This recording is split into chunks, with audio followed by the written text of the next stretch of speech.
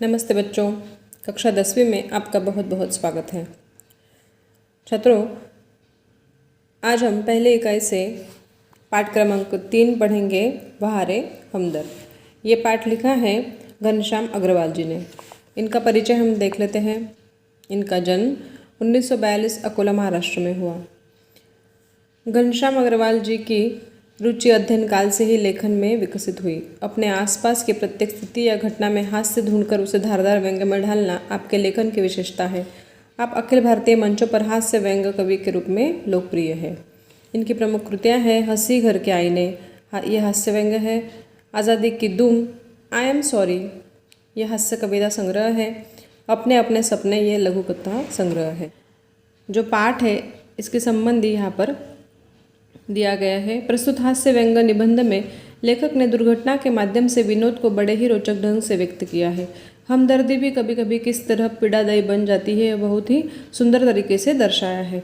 तो दुर्घटना क्या होती है और कौन उन्हें हमदर्दी जताने आता है और ये उनके लिए क्या पीड़ादायी बन जाती है। तो बच्चों चलो अब हम देखते हैं। अब हम ये पाठ विस्तार से पढ़ते हैं।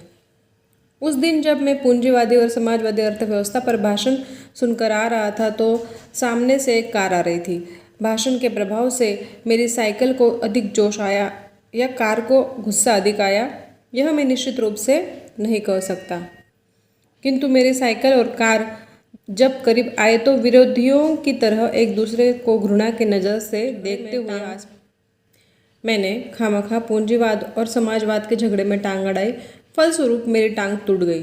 दुर्घटना के बाद आज भी इंसानियत कायम है, यह सिद्ध करने के लिए कुछ लोग मेरी तरफ दौड़े। तो बच्चों यहाँ पर इस निबंध की पार्श्वभूमि दी गई है, इस पाठ की पार्श्वभूमि दी गई है कि किसी भाषण को सुनकर, पूंजीवाद और समाजवादी भाषण, पूंजीवाद और समाजवाद एक अर्थव्यवस्था है जिसका भाषण सुनकर लेखक जोश में आकर अपनी साइकिल चलाते हुए जैसे रास्ते पर से जाते हैं तो उनकी कार से टक्कर हो जाती है। और इसी घटना को देखो बच्चों, उन्होंने कितने अलग ढंग से प्रस्तुत किया है कि कार को गुस्सा अधिक आया या मेरा जोश अधिक था। इस शब्दों में उन्होंने यहाँ पर अपनी जो दुर्घटना हुई है वो व्यक्त की है। और उन्होंने कहा है कि जिस भाषण के जोश में आकर मैं साइकिल चला रहा था और पूंजीवाद और समाजवाद के झगड़े में मैंने अपनी टांग अड़ाई तो फलस्वरूप मेरी टांग टूट गई, ऐसा वो यहाँ पर कह रहे हैं। तो आगे देखते हैं। आगे लिखा है, आँख खुली तो मैंने अपने आप को एक बिस्तर पर पाया। इर्द गिर्द कुछ परिचित अपरिचित चेहरे खड़े थे। आँख खुलते ही उनके चेहरों पर उत्सुकता की लहर दौड़ गई। मैंने कराहते हुए पूछा, मैं कहाँ हूँ? तो जैसे ये फिल्म का कोई सीन ऐसा लगता है जहाँ पर किसी हीरो की दुर्घटना हो गई है और वो लोगों ने, जैसे ही दुर्घटना हुई वो बेहोश हो गया और वह लोगों ने उनको अस्पताल पहुँचा दिया। जैसे आँख खुलती है वहाँ पर वो क्या कहते हैं, मैं कहाँ हूँ। आगे लिखा है, आप सार्वजनिक अस्पताल के प्राइवेट वार्ड में हैं। आपका एक्सीडेंट हो गया था, सिर्फ पैर फ्रैक्चर हुआ है, अब घबराने की कोई बात नहीं।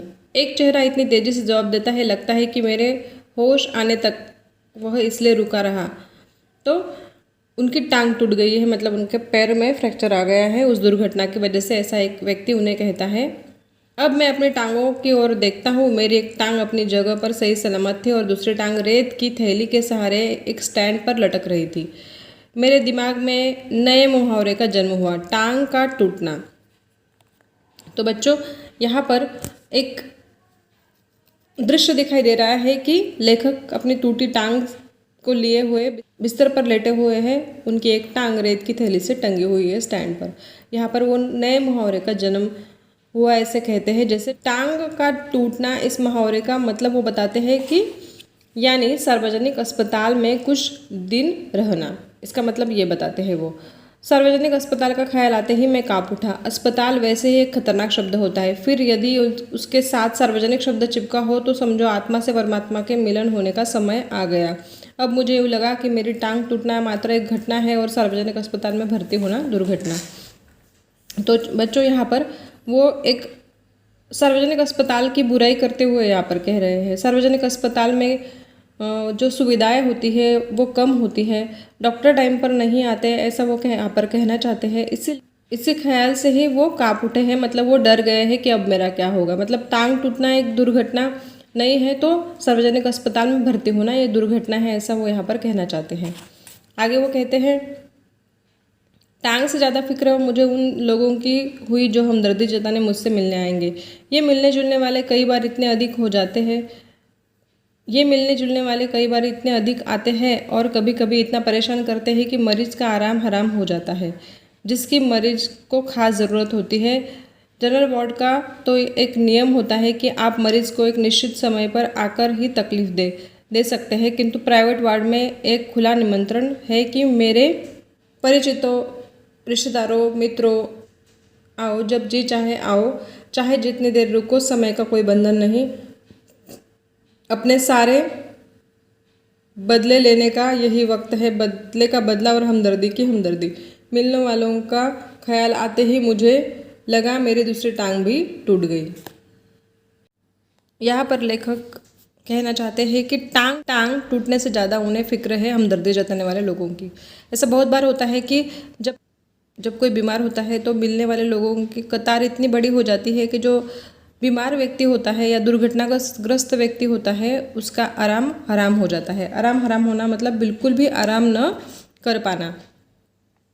तो यहाँ पर उन्होंने और एक तकलीफ जताई है कि अगर हमें जनरल वार्ड में रहता तो जनरल वार्ड में शायद कुछ समय रहता है मिलने का और तय समय पर ही लोगों को आना होता है और तय समय पर उनको जाना होता है। लेकिन जैसे ही प्राइवेट वार्ड में अगर कोई मिलने आता है तो प्राइवेट वार्ड में ऐसा कोई समय की सीमा नहीं होती, पाबंदी नहीं होती, वहाँ पर लोग कितनी भी देर बैठ सकते हैं, आ सकते हैं। तो इसलिए वो डर रहे हैं कि अभी क्या होगा, क्योंकि हमदर्दी जताने वाले लोग जो है वो बदला में ज़्यादा आते हैं, यानी कि बदले का बदला और हमदर्दी की हमदर्दी। इसका मतलब यह है कि अगर कोई बीमार होता है या कोई दुर्घटनाग्रस्त होता है तो हम उसे मिलने जाते हैं और हम उसे बहुत सारी सलाह देते हैं और हमें ये भी नसीहत देते हैं कि अगर तुम्हारी दुर्घटना हुई है तो तुम ऐसे गाड़ी तुम्हें नहीं चलानी चाहिए थी, ऐसी साइकिल नहीं चलानी चाहिए थी, ये नहीं करना चाहिए था, वो नहीं करना चाहिए था। हम उन्हें बहुत सारी सलाह देते हैं। तो इसी का बदला लेने वो जब हम दुर्घटनाग्रस्त हो जाते हैं या फिर हम बीमार हो जाते हैं तो वो हमारा बदला लेने के लिए ही आते हैं। जो नसीहतें हमने उनको दी है वही नसीहत अब वो हमें देने वाले हैं। इस ख्याल से ही लेखक को लगा कि अब मेरी दूसरी टांग भी टूट गई। ठीक है बच्चों, तो आगे लिखा है, मुझसे मिलने के लिए सबसे पहले वो लोग आए जिनकी टांग या कुछ और टूटने पर मैं कभी उनसे मिलने गया था। मानो वे इसी दिन का इंतज़ार कर रहे थे कि कब मेरी टांग टूटे और कब वे अपना एहसान चुकाए।